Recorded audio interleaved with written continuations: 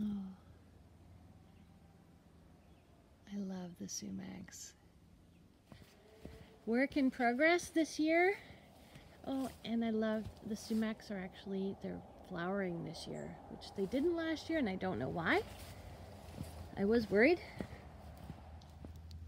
When that burns down a bit, I'm gonna put the grill on and cook some chicken.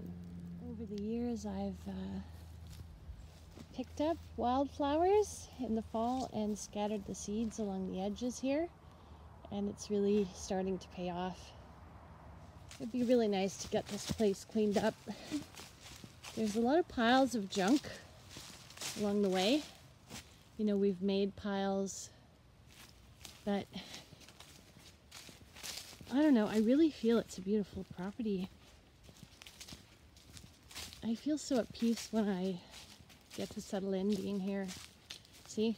Random piece of junk. There's some rainwater that I collected. Some useful items. But it'd be nice to have it all in one spot. So when you walk through the woods, you're not always seeing schmutz. And here I've got this place by the road cleared out a bit. Nice flat open area here where I can park or camp or get a good signal. Doing some clearing of brush. I'm going to do more, but I'm really happy now that, you know, I can actually park here and walk through on either side.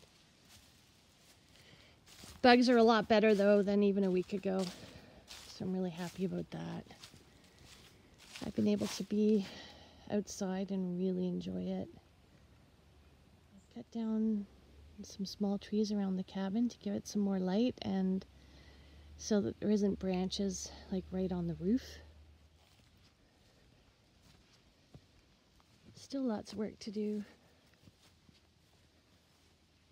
I'd really like to do something with this because it's like next to impossible to remove. It's like basically part of the ground now.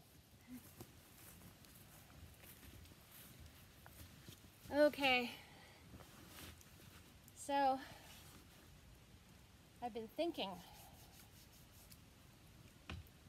Uh-oh.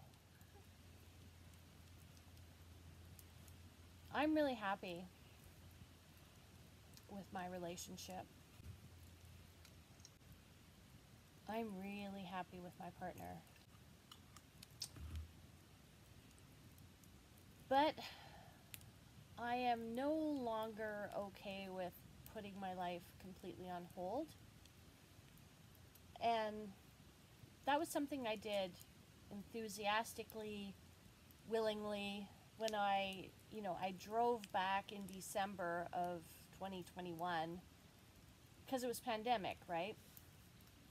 And you couldn't travel, you couldn't do much of anything. And in fact, there were kind of landslide kind of disasters going on in BC. So in fact, if you didn't have a solid reason, they weren't even letting you use the highway. But for me, fortunately, they saw Ontario plates and I said, yeah, I kind of want to go home to see my partner, you know, for the holidays and, you know, gonna stay. So they let me through without any problem, but this was a weird time of life in the pandemic where crossing provincial borders depended on the province, of course, but like Ontario went through a really bizarre period with Doug Ford in 2021 where they closed everything, and they closed the provincial borders as well. Sorry, mosquitoes. And they also outlawed you buying anything that they considered non-essential. And that even included buying a pair of socks. I tried to buy some socks upon returning to Ontario, and it was roped off, and there were certain things. You scan the barcode and no luck. So fortunately, bug spray was allowed to be purchased because I thought, holy shit, I'm coming back here to the off-grid property in May. And if you know anything about Ontario North, May and June are brutal for both black flies and mosquitoes. So, like, the worst part. It's the worst of bug season. So to not be able to buy any socks was not a great thing. So instead but you could buy the poison to spray on yourself. And so I did buy some of that. And I was grateful to poison myself. So it was a really weird time. And so my plan had always been to sell the house, because the kids were gone, sell the house and buy an RV and start traveling around and living the RV life. But the whole pandemic thing, that was not going to be. So, I mean, I'm lucky that I managed to do some of that. I did do some, localized camping and roaming within BC. In my home on wheels, it really helped because I was self-contained, and so it was hard for anyone to object to my lifestyle because I was completely self-contained, more so. And I could go into the middle of nowhere, and I did, and I didn't have to interact with anyone. But basically that halted my life plan,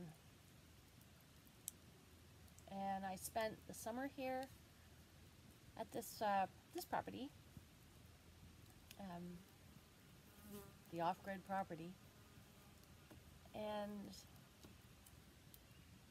I was, for the most part, for May, June, July, and August, completely alone here, and so, at no risk of picking something up that I could spread to anyone. So it was a pretty safe lifestyle. So I would say that I felt pretty, to an extent claustrophobic because, I couldn't do most of the normal things that brought me joy in terms of people, seeing people, and going to see live music. I mean, my life was really all about that so much. And then, then I had this wonderful reconnection with a teenage, from teenage years friend, and the rest has been history. And wow, that was, I would say, the best thing that's ever happened to me in terms of relationship, like a romantic relationship. That was definitely, and is, the best by far, by a huge margin, the best relationship that I've ever had. And I'm so happy. I'm so happy with him, and I don't know, we just click in so many ways. And I would say the way in which we don't click is just, he is a city boy, and I am like a girl who loves to be in the woods. And I would say that's the way that we don't fully click, because I love being in a city, but like a limited amount of time. I love going to music events, pubs, restaurants. I like seeing all the weird graffiti in a city. But my bandwidth for that, whereas his is like he loves it. Like, he likes to go walk around in that, take long walks in those streets, and he likes it, and that somehow soothes him. Whereas for me, my bandwidth is like this. And I think, his bandwidth for being away from the creature comforts is maybe about this, or maybe it's this, or maybe it's this, but it's definitely not this. It's not like mine. So here's the challenge to figure out, how to balance all of that.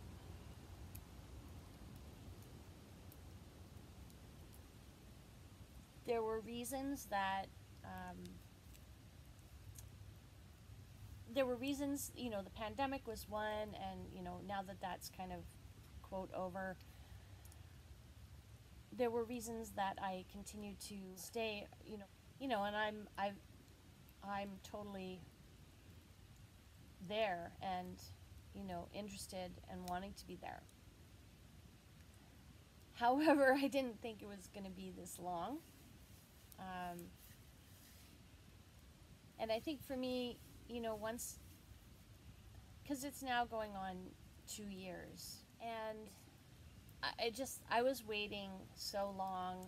Like, I was dreaming about, selling the house and buying an RV, or doing the RV life or the van life, and just camping. And I'd been dreaming of that for several years before I actually did it. Was it 2016 maybe?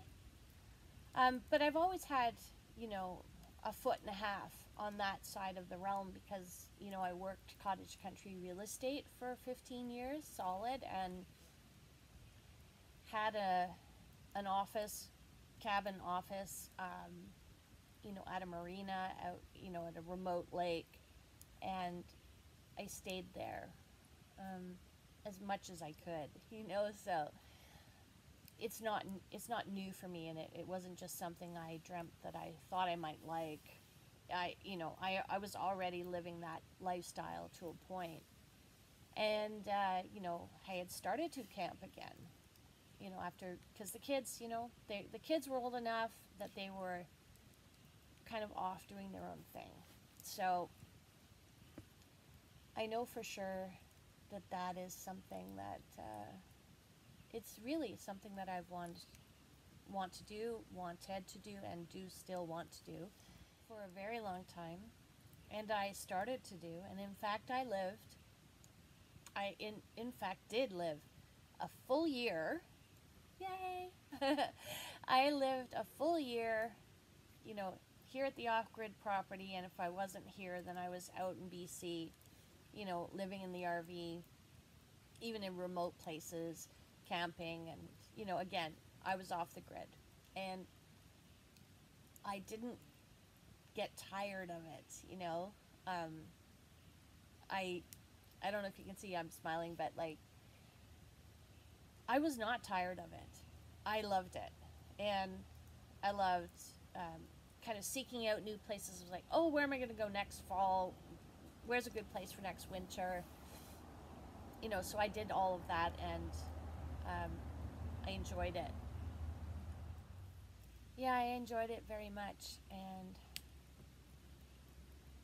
I was raring to keep going and keep improving my setup, So that after a year, there was nothing in me that was tired of, having to deal with my own water supply, my own septic, emptying my own septic tank of my RV, dealing with my composting toilet here, basic outhouse type of scenario. And that's a full year. And if it weren't for the pandemic issues and traveling and stuff, then I would have continued. In fact, I would have kept working in BC until the spring, and I would have just flown back, for a visit with my lovely partner. And, but instead, I actually drove back in December of 2021, And I car camped all across, like BC, Alberta, Manitoba. Brandon, Manitoba, that was my coldest night. It was minus 26 Celsius, and I was car camping. I was okay. I was actually quite okay. A little bit uncomfortable when I like got up to go pee and I had to come back. Um, but I had an air mattress in my back seat. I had my Jackery battery, and I had an electric blanket plugged in. So underneath me, I was able to turn on the electric blanket for a certain amount of time to warm me back up after getting up to go to the bathroom. So I can't even say that it was that hard. It really wasn't. I don't know that I would want to live in minus 26 in a car for an entire winter. That wouldn't be fun. I'm not really a big fan of the extreme winter, and that's why I even set up the lifestyle this way. To come and go. I mean, I have a son in Ontario and I have a daughter in BC, and it just makes sense to me to go back and forth and follow the weather. And then, in between, perhaps go a bit south with the RV or my van. Got the caravan now, so that's awesome.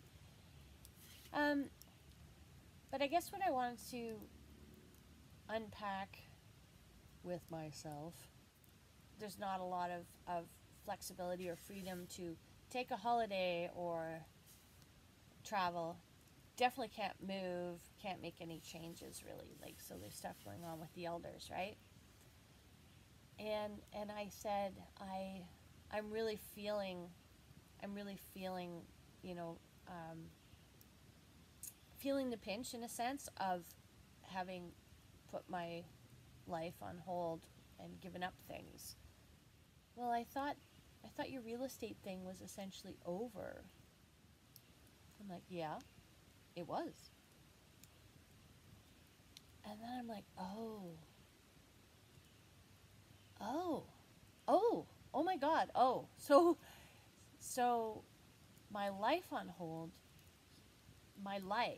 so my life was about real estate, about my career, my job.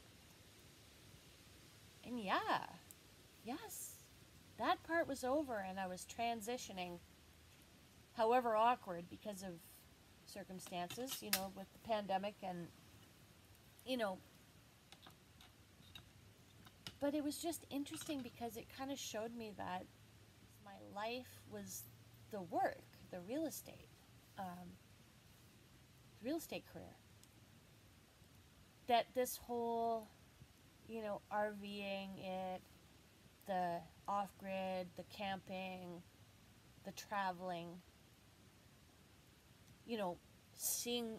being able to spend time with my daughter and friends out west and, just be in nature, that's actually my life. Not the real estate, because that was my profession, that was my livelihood. I'm from the point of view that your livelihood, your profession, by all means, it's best to try and love it so that you enjoy it because you're spending so much time doing it. But it is the means of sustaining life. It is not your life. It's not my life anyway. It's that whole work to live versus live to work. And so that's kind of a new insight that I'm contemplating right now, and that I've, actually made any sacrifices in order for us to be together. I mean, maybe he thinks that my life was in shambles because I'm living out here and living in an RV, and that he was somehow rescuing me by welcoming me into his lovely, cozy, artfully, put together home. but that's not it, you know. I am so, so grateful that he has welcomed me and made space for me in his cozy, cute, artfully put together, and still very laid back, cozy little home. I'm really grateful for that. I know I told him before. He was like, "Well, I won't let you freeze to death," and I'm like, "I'm not gonna freeze to death. Like, I've got a beautiful motorhome in BC, and I've got my cabin here for 3 seasons, and I've got my motorhome in BC for winter, and I'm great. Like, I'm doing great in terms of my accommodations, and I'm so happy that everything I own, well, except for the caravan now, is 100% paid for. I'm mortgage free, man, and I don't have a net worth that like what he's got, but I also don't have a mortgage, and I don't have like this huge pressure of overhead. And so that's just, it was such an interesting revelation, to find out that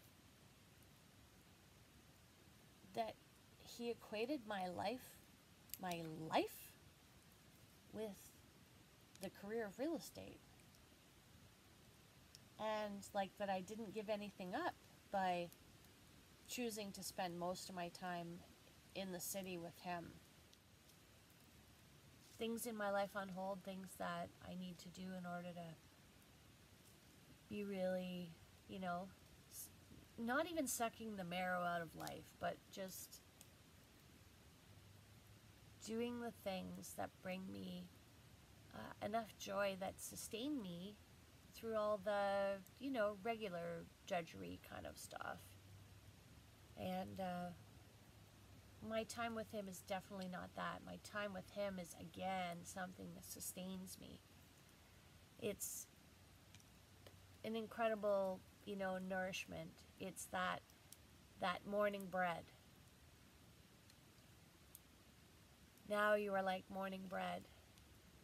I hardly taste you at all, for I know your savor, but I'm completely nourished. That's a poem, line from Amy Lowell poem. Anyway, definitely that's the scenario.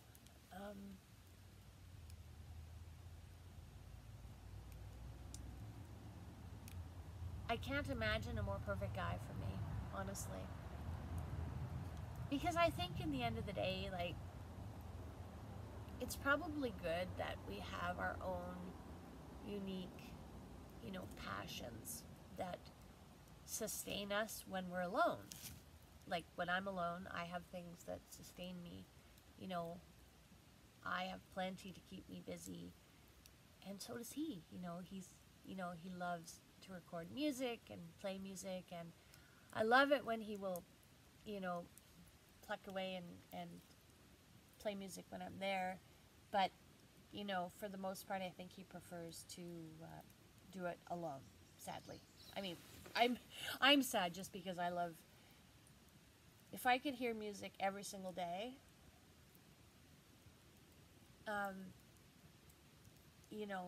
and I have. So I've had that experience. I know what it's like, and I enjoy it. I actually like it. So I lived with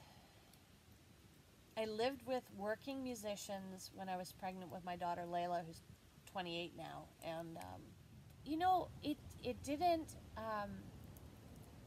I liked the music, so and it was good. So, but that's when it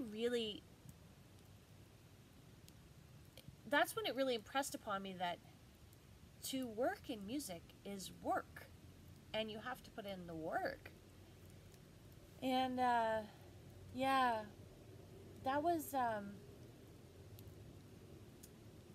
Zolty Cracker. I lived with Jill in Vancouver for a while when I was pregnant a few months, and yeah, I heard him practicing the same songs. And I really enjoyed it. And I respect it. I was like, holy fuck, you know, this is work. He's putting in the work, and I loved it. So if my partner, my adorable, hot, sexy partner, if he ever decides to,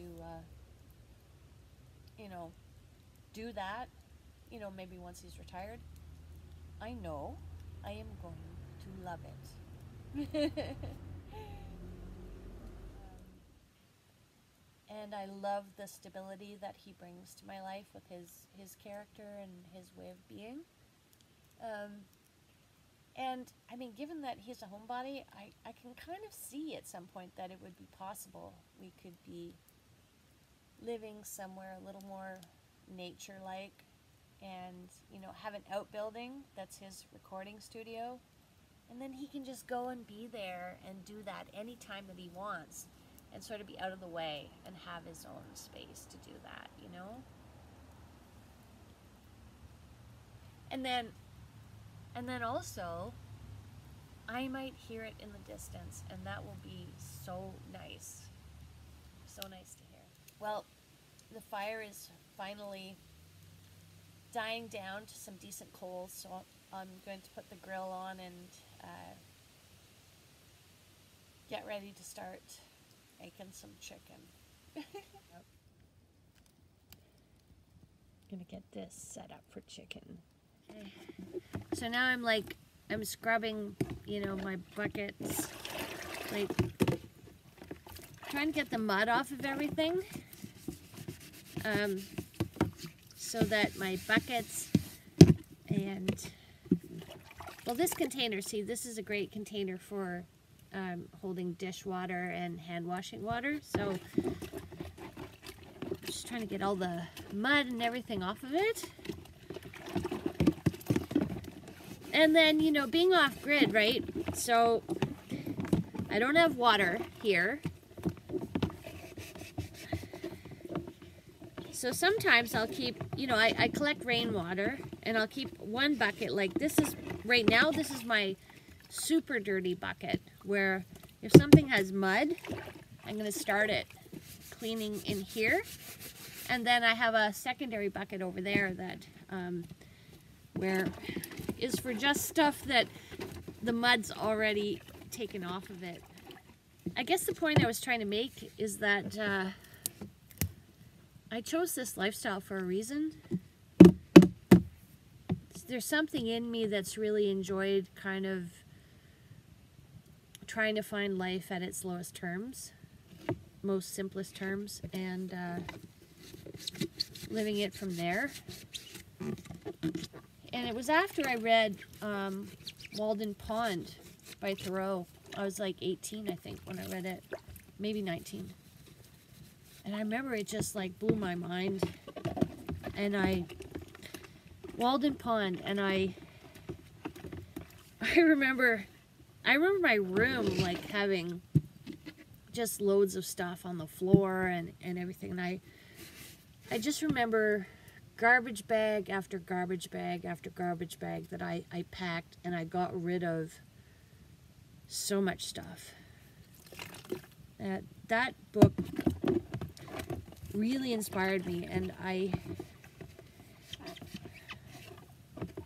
think, in fact, it may have become a guiding principle for me. In spite of the fact that, you know, when I had kids, I kind of took on the whole thing. You must have a bedroom for each child. You must have a house for them. You must have all these things that are perfect. And the thing is, though, sometimes, you know, if you're not super wealthy, then having all those things for them, the perfect, you get to travel, you get to go to a good school, you get to have your own room, you get to have nice new clothes, you get to, you know, do the activities that, you know, children that are privileged get to do. But the price is that you're working your butt off and you don't have any fucking time with them. That's the truth. And that is what happened. I actually was so exhausted that I didn't have a lot of time or energy to actually be there to enjoy my children and to be there for them in ways that they needed developmentally, like their emotions, and just, you know, it wasn't all bad. It wasn't all bad. You know, I got to be there some of the time, and, you know, it was such a priority for me that, like, I think in spite of all my imperfections, I managed to be there, you know, some of the time. But they paid a price. Yeah, you know, I paid a price with my mom, but we didn't even know about that stuff back then. Like, she didn't know about that stuff.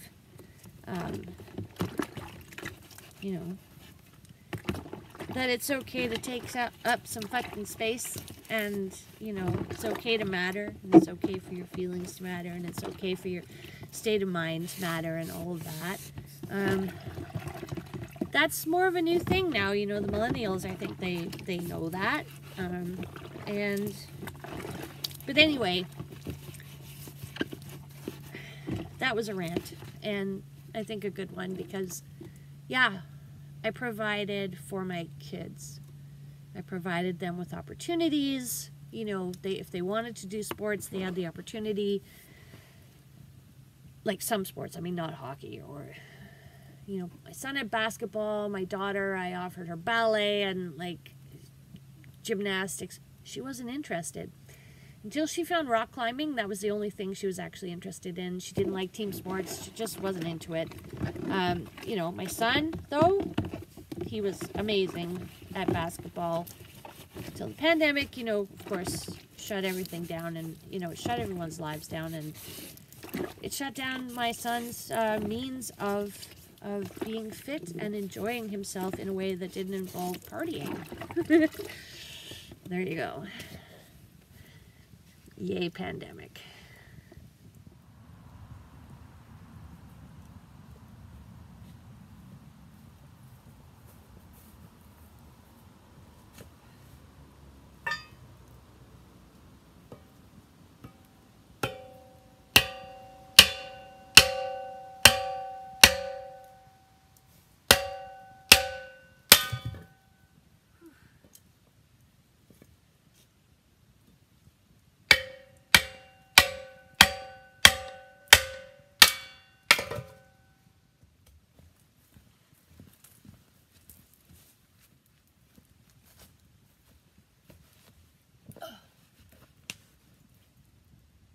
Anyway,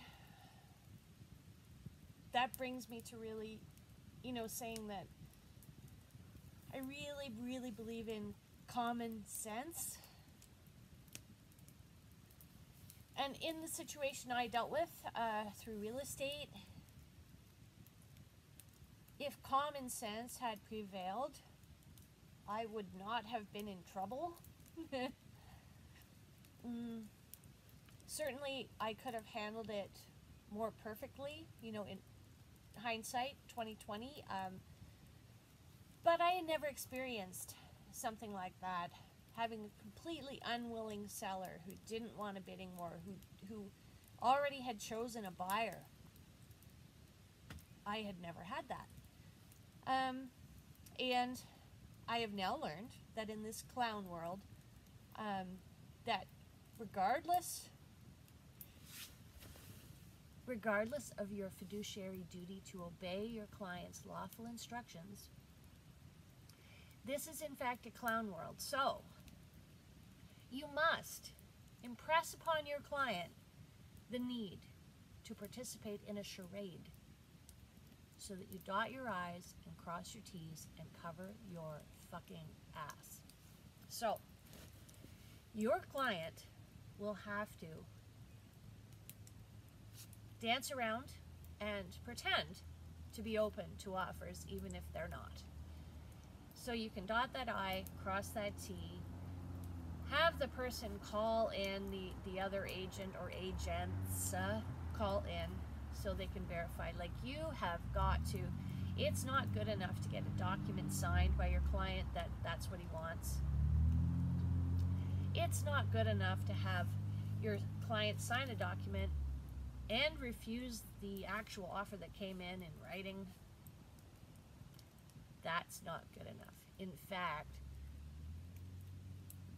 you have to actually encourage your seller or pressure your seller to, yes, pretend to entertain a bidding war, even if your seller does not want one. And that's the only way that you can be sure to avoid scrutiny, complaints, and fines. Because common sense does not necessarily prevail. I'm really a believer in common sense, and I really think that we have to try and hang on to whatever thread of that we have and do our best to bring back a world where common sense will matter again. Where the average competent person's common sense will actually matter and prevail. Because we really are living in quite an upside down world right now. This whole new normal is a clown world. Okay. Might be a little too hot on the beef. In this method, I covered the chicken with the lid.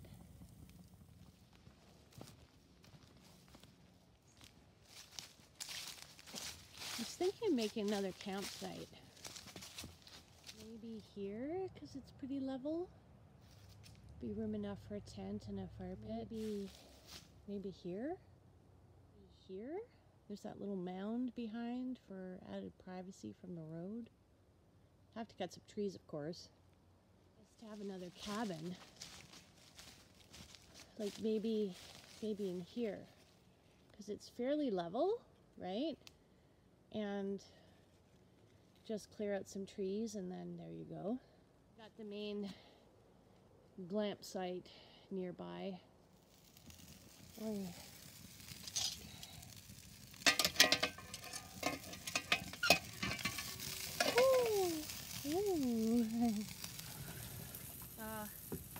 I love that that's all rainwater.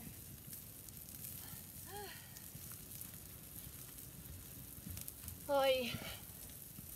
Here they come. Well, what time is it?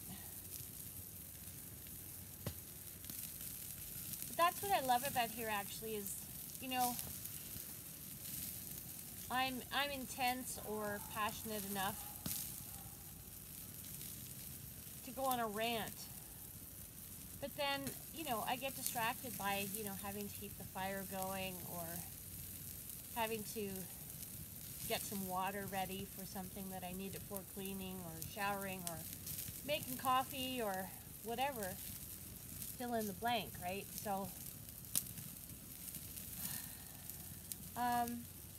that's something that I really enjoy about living off grid or camping or van life, camping or being in an RV is that there's things you have to do for your daily, you know, for your creature comforts. They don't just land in your lap, you know, like when you're living in an apartment or a home in the city. And not to say that living in the city everything lands in your lap, because you have to go out to this crazy world and perform a function, maybe around people that you hate, maybe people that hate you, maybe a job that's really hard on yourself physically or mentally. So there's still stuff you have to do in order for that convenience of flipping on the light, turning on the tap, and the water runs and whatnot. And, you know, there's stuff that you have to do out here for that. But nature is your boss. And the thing is, you know, we can hide from that maybe for a while in a city, but when there's an ice storm and the power goes out and you got no heat, you know, really, you should be ready to, I mean, to camp. You should have the gear to winter camp. It happens. And, you know, people might argue with climate change and whatever the crazy weather events we're going to have, that it may happen more. So, I would much rather be here, you know, living by the dictates of Mother Nature, or Father Nature, or Father Sky, and Mama Earth, you know. I really would. That's just me, and my children think I'm crazy, and maybe you do too, you know, and yeah, my kids, they said, I said, am I crazy that I love it here? And they said, yes, Mom, you are, but in a harmless kind of a way. They said it exactly like that, and I know I've said that before in other videos, but the most sane I've ever felt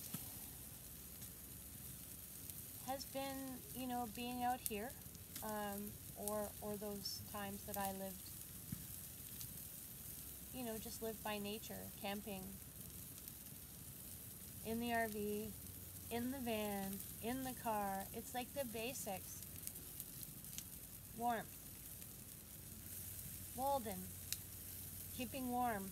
We must keep the vital heat within us, you know, and that's the main crux of it all. You have to eat to keep the vital heat. You have to have a certain amount of shelter, depending on the weather, for that as well. So I'd rather have a pumpkin all to myself than to be crowded on a velvet cushion. I'm going to check the chicken now. Let's have a look, hey? Okay, see how it's doing. Ooh. That looks like it's coming along. Oh yeah. Oh yeah. We're coming along for sure. We are definitely getting there.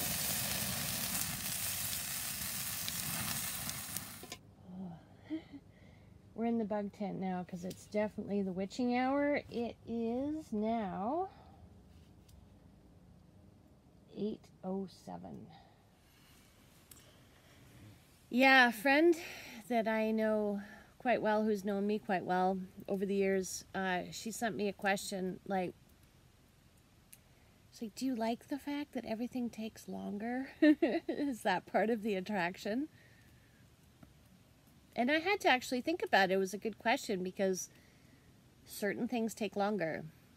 Making coffee does not take longer. But, you know, when I come here, I have to make sure that I either bring water or I'm prepared to get water. So I have to have water. I can't just assume that there's water.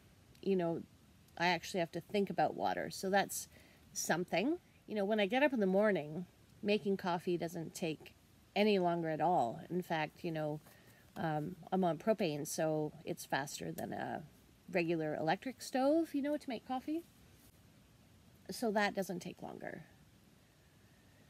The morning imperative after coffee, that does take longer, just because I try to resist it as long as possible because I don't want to go to the outhouse, especially when the, you know, if the weather's terrible, I don't want to go. Like if it's raining, and if it's bug season in the morning, you know, as the sun's coming up, you know, it tends to be buggy, so I don't like to go. So I will put that off as long as I can. It's like, anyway. Taking a shower, it takes longer in the sense that it takes more preparation, but I'm used to kind of incorporating that into my day of, okay, I definitely want to take a shower, so, you know, I'll either make sure that I get water, or, you know, if I have water, and then I already have a fire for other reasons. So having a fire is for warmth in the spring and the fall. It's for cooking. It's for heating up water. It's for sterilizing water. It's for keeping away bugs. It's, for it's for comfort. Like fire is comfort. So fire is a normal thing, except, maybe when it's super hot out and there's a fire ban. And when it's super hot and there's a fire ban, I don't have to heat the water for a shower because it's a relief to take a cold shower. Once I do shower, it's faster than if I was in a house because, I know I've got 5 minutes, so I'll kind of soap up in the water, and then the shower part is the rinse, really. I use less water and I use less time. So she raises a good question, and it's a good point that I love the fact that I have to be connected to my basic needs here. I think it is soothing. To me, it's soothing to have my actions directly connected to my creature comforts, versus I have to go work in some store, or I have to go work in some office. I have to go pour concrete in order to make sure that I have water at running and hot water for a shower. The actions that I take in a day are really meaningful to my outcome. I can go take a shower tonight if I want to because I went and got water today. I set up the kitchen today. It's ready to use. I got a fire going. I cooked this chicken. So, when I'm ready to eat, I have food. So I don't know if I answered the question, kind of, in a roundabout sort of way. Yeah, I think so. Oh, I love this bug tent. It's amazing. I can't believe I'm sitting here in the witching hour and I'm not bothered at all. Like, this one is amazing. And I've used some weights around the edge because it did blow over on me once from a storm. But this is so good.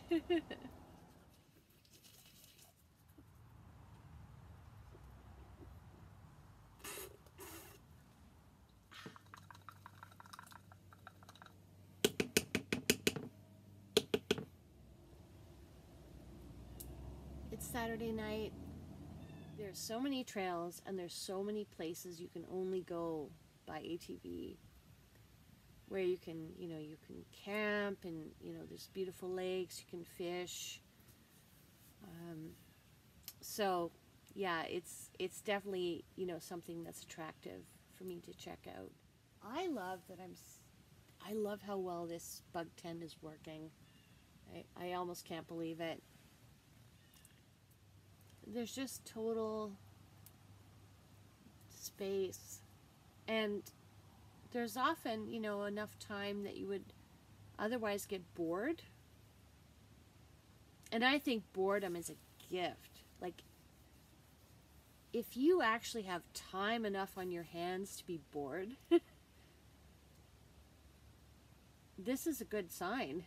And like, I'm waiting to be bored enough because my cabin is full of novels that I've, great works of literature, and then also, works written by my friend and my Uncle Sandy. And I'm just like, oh, when we have this sort of apocalyptic sort of power outage or whatever it is, well, I'm ready because I've got books to read, and I'm almost dying for the chance to be bored and have nothing to do, where I can curl up in my bed under my many blankets and read some books. I just love that it's like worlds upon worlds and knowledge upon knowledge, and it's all just sitting there on a shelf right now. And I haven't really read a novel. The last novel that I attempted, to read was just before I started nursing school, and it was Anna Karenina, and I got somewhere around page 296 or something when I was on the bus to San Francisco, and I ended up doing some camping down in the Grand Canyon. I was reading that novel on that bus ride down the coast, and I must have been about 23 or 4 or something, and it was cool. But I had so much that I had to read for school. Diseases of the liver, and the kidney function, and the nephron, and the alveoli of the lung, and I just honestly I just didn't. I'm not one who can take a book with me everywhere, and I had a friend who told me, she's like, I have it with me in my hand as I go from room to room. I'm sitting on the toilet and I'm just reading a few pages, and then I put it back down. I just don't have that kind of wherewithal, though I respect her for that. That's, I think, a wonderful thing, and I wish I wish I had it, but I don't. My friend Kate Kelly wrote a novel, A Harsh and Private Beauty, and it's in the cabin, and that one really struck me. I actually did read the first 2 chapters, which is totally unlike me. So I haven't finished a novel in over 30 years, but I read 2 chapters of that one. I read a couple of chapters of my Uncle Sandy's novel called Radio in My Bones. It was his life story, I guess, up until a certain point. And yeah, I almost can't wait for boredom to set in, or really cold weather or something, because there always seems to be too much to do. So all these things I want to do, all these trips I want to take, all this kayaking I want to do, but that is a separate list from the reading list, and the reading list is what will happen when it's cold out and I'm in the cabin and I have to keep the blankets on, and I'm otherwise going to be shivering, and I'm going to stay in bed, and it's all about keeping the fire going and reading the novel. It's like from bed to novel, but life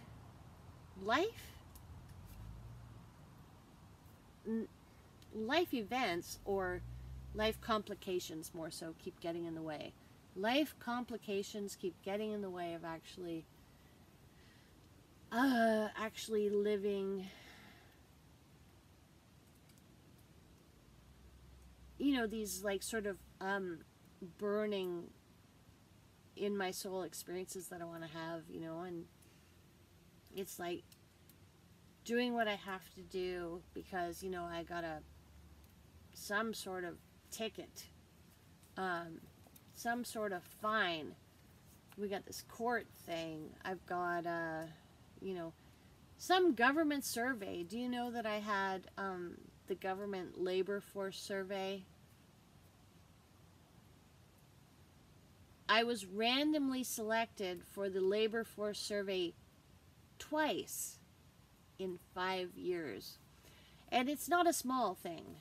The census, how it's very detailed. You have to pretty much almost give a DNA sample or a urine sample or a blood sample. They want to know everything about you on the census. Well, the labor force survey is even more. So they want everything that you would give on the census. Who's living in your house, all the names, the date of birth, and what they do for a living, and if they're a minor or not a minor, and if they're going to school or not going to school. But the labor force survey, not only that, but that is 6 months. 6 months where you have to report in a 1-hour interview once a month for 6 months everything that you did in terms of how you spent your week, hour by hour.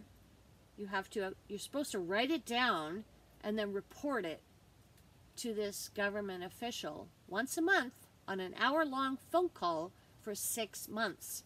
I was chosen randomly, they say, for 2 randomly selected labor force surveys in a 5-year period.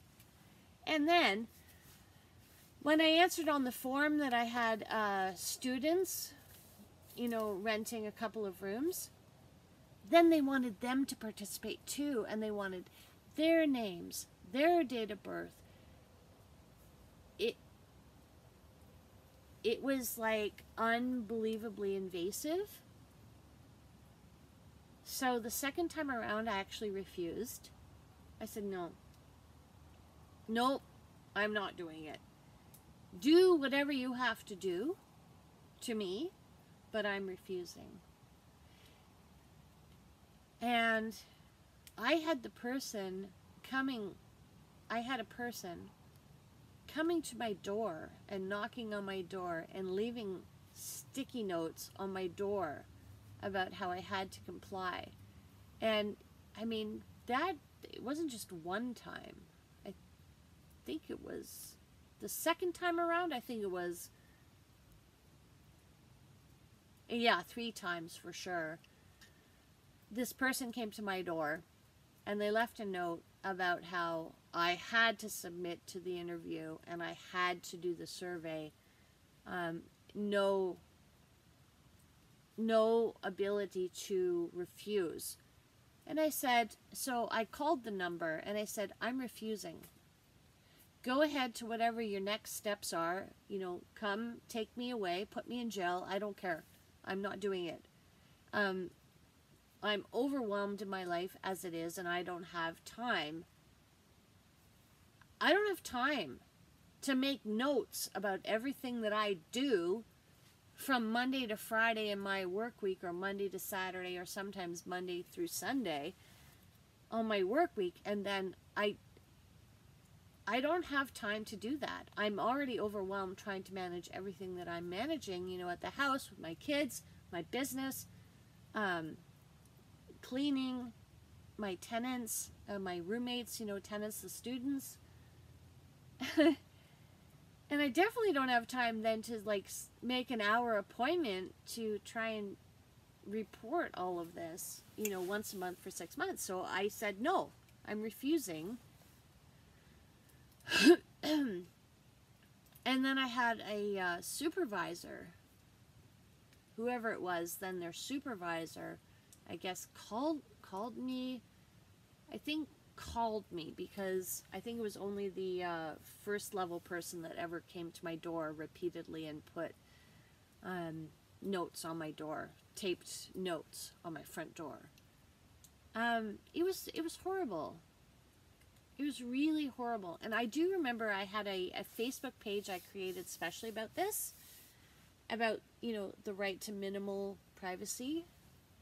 And, hey, maybe that's what got me banned from being able to boost a post, because, well, there you go. Finally I looked into it and I found out that if you utterly refuse, that they can fine you $500. And so I think they finally stopped harassing me when I said, look, I've looked into it, and if I refuse, you can fine me $500. So would you please just fine me the $500 and let's move on? Because I don't have time to do this, and I'm totally, utterly disinterested in doing this survey. And so they actually left me alone after that.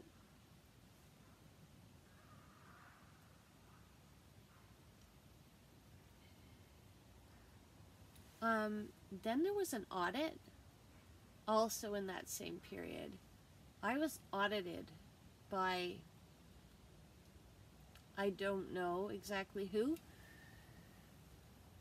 And I say that because I had an accountant and all of my tax stuff was done by an accountant. So, you know, for my self-employed business, my taxes were filed by an accountant. So all the stuff was in the categories and whatnot. But we got a notice that you haven't filed 2013. And it was a few, like 4 years or 5 years later. It was around the same time, 2018. Like, I can't believe all this stuff happened around then. But around 2018, I got this notice again about you're under audit now. So I've had the labor force survey twice in 5 years. And then the second time dealing with the refusal of the labor force survey. Then I have this audit saying, oh, we're going to audit you for 2013. Please send in your 2013 taxes. My accountant sent them a few months apart twice. And they were still saying, we don't have it. Please send your 2013 taxes. We want to do an audit. So then it's about a year later and I'm trying to figure out what's going on. So I get another notice. Please follow your 2013 taxes. And then I call. I said, what is this about? Because how can you be asking for my taxes when I'm under audit? So this is CRA, right? And they said, we don't have any record of you being under audit. We're just looking for your taxes for that year. What? I'm like, what? I'm under audit for that year right now. We have no record of that. I'm like, oh, okay. Wow, okay. So I call up HST. I call up HST and I say, I just want to follow up about this audit that I'm under because, you know, CRA is asking for my taxes and they don't seem to have a copy yet. And HST says, we don't have any record of you being under audit. It happened that I went through this process of sending 2013 taxes through my accountant twice and then getting this call, where are your taxes? We want the taxes for that year. And then me calling HST, and this actually happened, that I realized or questioned, who the fuck is auditing me then? Who? My accountant made I don't know how many calls, and I was being audited by department called the Supplementary Tax Center, and it's in Sudbury. And apparently if they audit you, they can, like, you can submit your taxes and I guess they can take it from the system so that even CRA people and GST people don't even know. And it's some separate, complete department of, I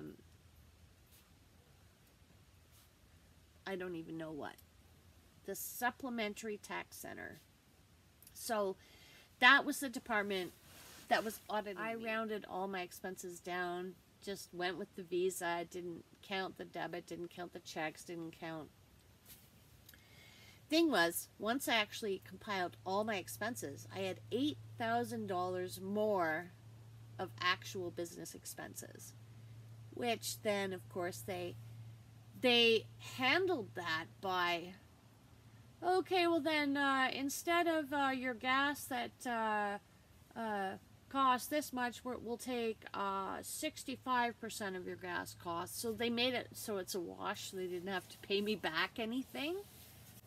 But it was so ridiculous. It was so invasive. I had to give a floor plan of my house, of which rooms were rented, and they even wanted to know what times of the day the roommates or tenants actually used the common areas.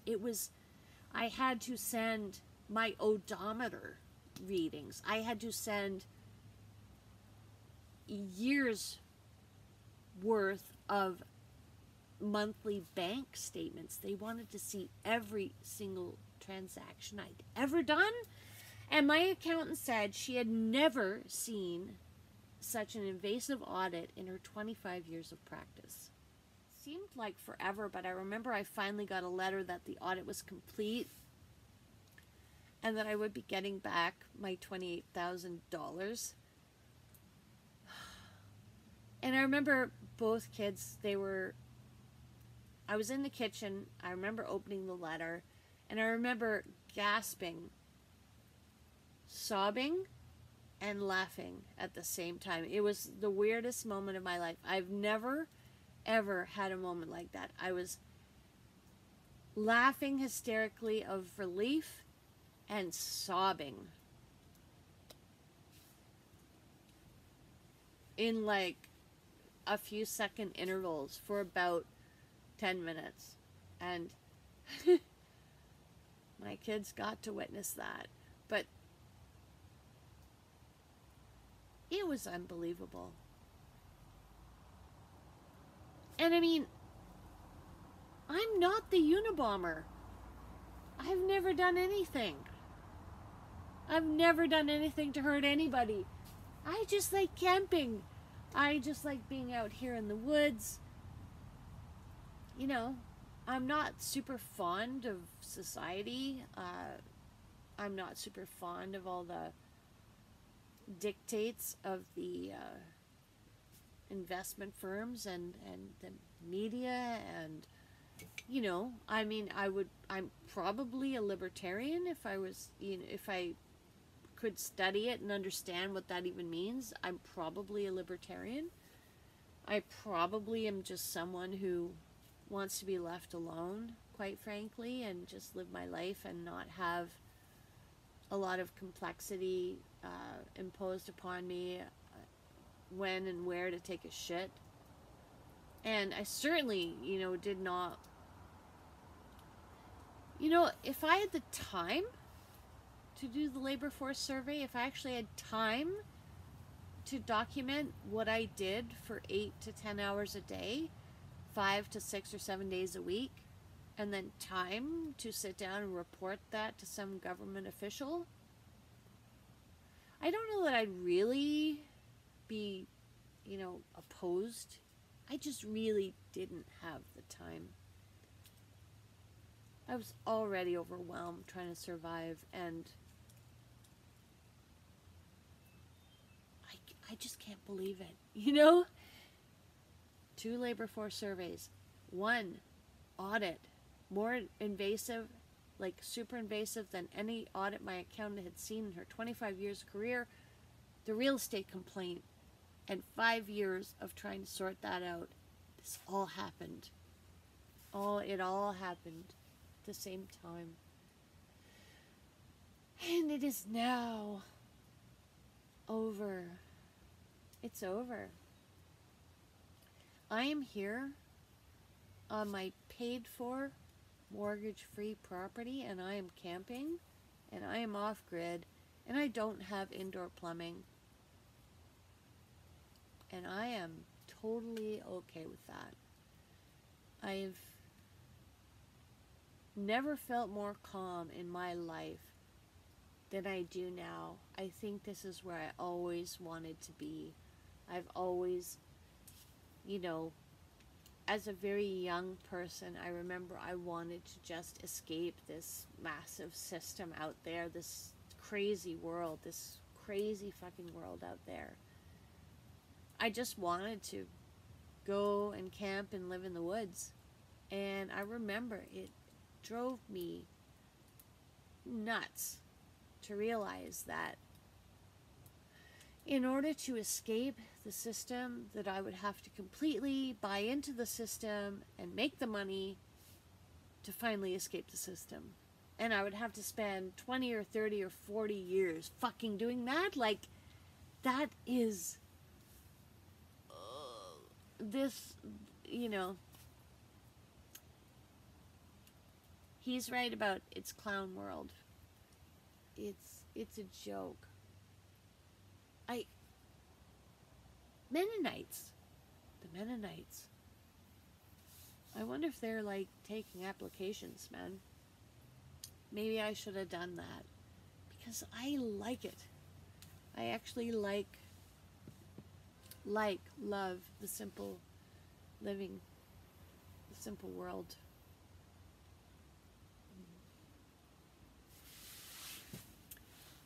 Oh, gotta put some wood on the fire.